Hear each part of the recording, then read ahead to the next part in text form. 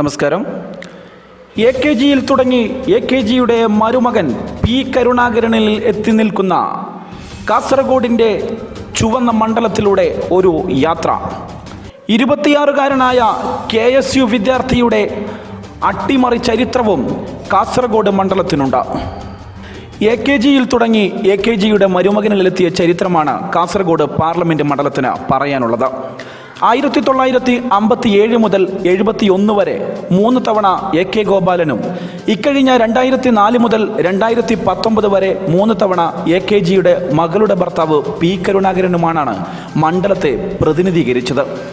ഇടതുകോട്ടയിൽ 26കാരനായ KSU നേതാവ് അട്ടിമറി വിജയം നേടിയ ചരിത്രവും മണ്ഡലത്തിനുണ്ട്. ചുവന്ന് കിടക്കുന്നതാണ് കാസർഗോഡ് പാർലമെൻറ്റ് മണ്ഡലത്തിൻ്റെ ചരിത്രം. 1957 കേരളം രൂപീകരിക്കപ്പെട്ടതിന് ശേഷം നടന്ന 15 ലോക്സഭാ തിരഞ്ഞെടുപ്പുകളിൽ 12 എണ്ണത്തിലും ഇടതിനൊപ്പമായിരുന്നു. കാസർഗോഡ് 3 തവണ മാത്രമാണ് ഇടതു പാർട്ടിക്ക് മണ്ഡലം നഷ്ടപ്പെട്ടിട്ടുള്ളത്. 3 തവണയാണ് AKG കാസർഗോഡ് നിന്ന് ലോക്സഭയിലേക്ക് തിരഞ്ഞെടുക്കപ്പെട്ടത്. 1957 62 അദ്ദേഹം CPI സ്ഥാനാർത്ഥിയായിരുന്നു. 1964 കമ്മ്യൂണിസ്റ്റ് പാർട്ടി പിളർന്നപ്പോൾ AKG CPM-നൊപ്പമായി. 1967 തിരഞ്ഞെടുപ്പിൽ CPM സ്ഥാനാർത്ഥിയായി മത്സരിച്ചായിരുന്നു AKGയുടെ വിജയം. AKGയുടെ മകൾ ലൈലയുടെ ഭർത്താവും CPM-ന്റെ കേന്ദ്ര കമ്മിറ്റി അംഗവുമായ പി കരുണാകരനാണ് 2004 മുതൽ മണ്ഡലത്തെ പ്രതിനിധീകരിക്കുന്നത്. കാസർഗോഡിൻ്റെ മണ്ഡല ചരിത്രത്തിന് കടും ചുവപ്പ് നിറമാണെങ്കിലും അട്ടിമറി വിജയം നേടിയ കഥ പറയാനുണ്ട് കോൺഗ്രസിന്.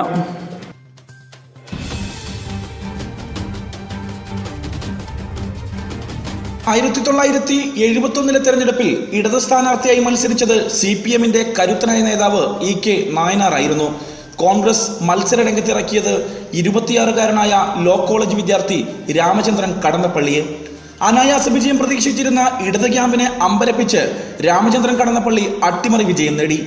1977 തെരഞ്ഞെടുപ്പിലും കടന്നപ്പള്ളി തന്നെ വിജയം നിലനിർത്തി.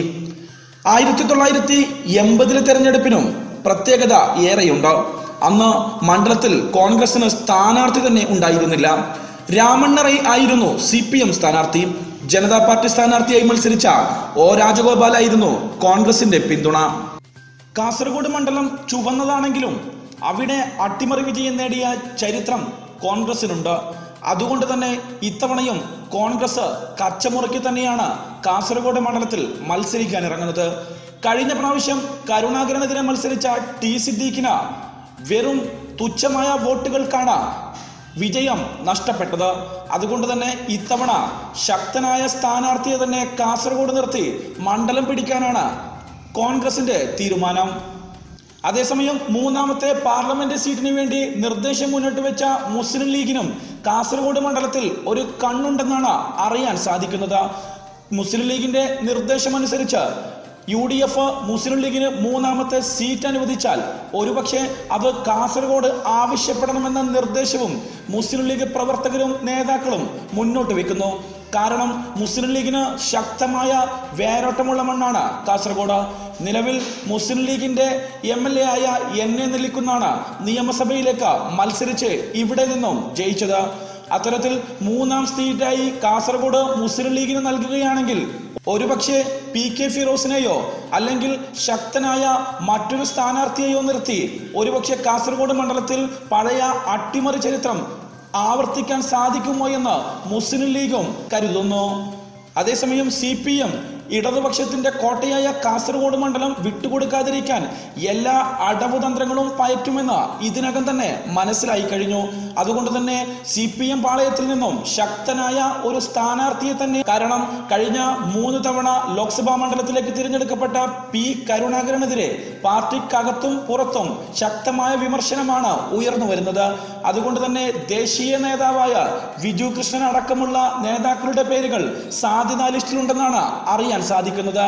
ദേശീയ തലത്തിൽ കർഷക സമരം നടത്തി അതിന്റെ നേതൃത്വം ഏറ്റെടുത്ത ബിജു കൃഷ്ണൻ കാസർഗോഡ് മത്സരിക്കാൻ ഇറങ്ങുകയാണെങ്കിൽ CPM-ന് അത് വിജയം എളുപ്പമാക്കുമെന്നാണ് കണക്കുകൂട്ടൽ.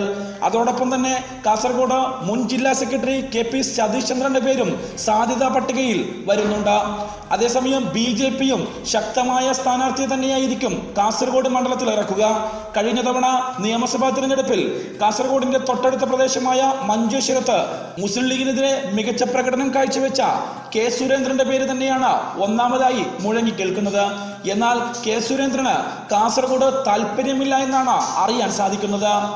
എന്തായാലും ഒരു കാര്യം ഉറപ്പാണ്, അവഗണനയുടെ പടുകുഴിയിലാണ് ഇപ്പോൾ കാസർഗോഡ് മണ്ഡലം. അതുകൊണ്ട് തന്നെ കാസർഗോഡ് മണ്ഡലത്തിൽ വികസനം മുൻനിർത്തിയുള്ള പ്രകടന പത്രികയുമായി വരുന്ന നേതാവിനെ മാത്രമേ കാസർഗോഡിലെ ജനങ്ങൾ അംഗീകരിക്കുകയുള്ളൂ.